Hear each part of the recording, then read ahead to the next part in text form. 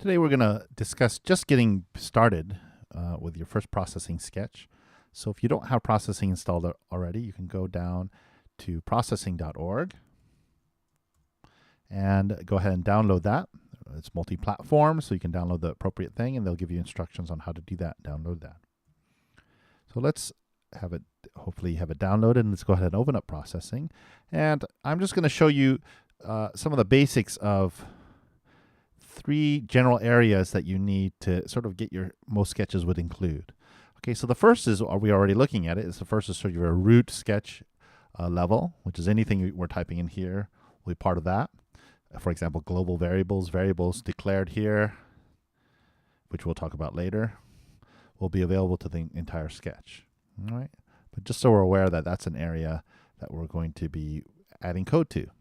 Now, the next area that's sort of basic area that is going to be included in most sketches will be our setup. So if we do void setup,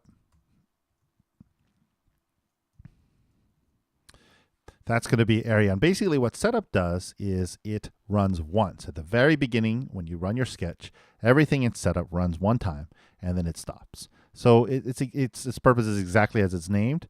It's used to set up your sketch. So any sort of initializations you need to do, any sort of basic things you need to establish. For example, a very common thing to do is to establish the size of your sketch. So if I do size, if I call the function size, and I say, let's make it 500 by 500 pixels, 500 pixels by 500 pixels, and I run that, I'm going to have a sketch 500 by 500 pixels. If I want to make it, say, 1500 by 500, and I run that, you're going to have a 1500 by 500 sketch. Okay? So that's what happens. Now, I'll talk about this more in detail later, but very quickly, so we're not too confused. These do certain things. Void is this, it tells, I guess this area you would see as a method or a function, this whole thing, and it happens to be the setup function within processing. Void tells the function what it needs to return, and this is an area for arguments, and this is an area for declaring the scope. So right now, let's not worry about those, but think about your scope here.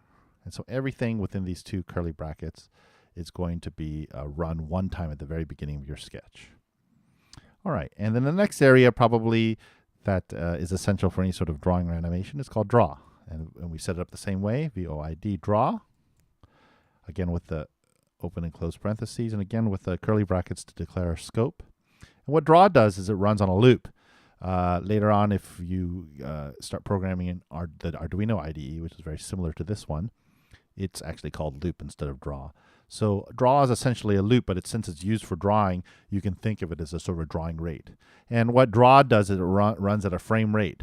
Now, the sort of native frame rate it will run at will be according to your computer's CPU, GPU power, and it will just sort of try to run it at the fastest rate it can.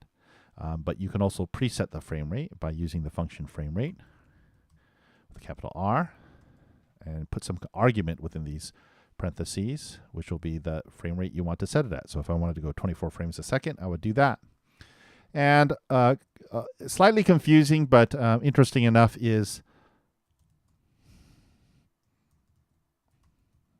the word frame rate. Now, frame rate without the parentheses is a variable. Will actually report what the actual frame rate is. Okay, so if I run that now, and you can run by pressing go, by pressing play, or you can also press Command R, which typically I do. And so you see that every frame it's reporting what my frame rate is. So in draw, basically it's running this every frame, which because I've declared a frame rate, it's doing it 24 times a second. Okay, so if I want to say slow it right down and say do it one time a second, you'll notice that reporting only happens once every second. So it's telling me I'm having a frame rate of about 8 frames a second, which is interesting. I'm not sure what that is because I've set it to be generating 1 frame a second. In any case, you'll see that you understand what draw does now. It just loops and it runs at a frame rate. Now typically, or at least for me, I don't often declare frame rate unless I'm doing something quite precise. I just let it go to its natural frame rate. And so we'll see what that is, somewhere around 60 frames a second, yeah, which is pretty fast. Most, I guess, what is it? NTSC standard is 29.97, something like that. In any case, okay, so that's what draw does. It just repeats at a regular rate.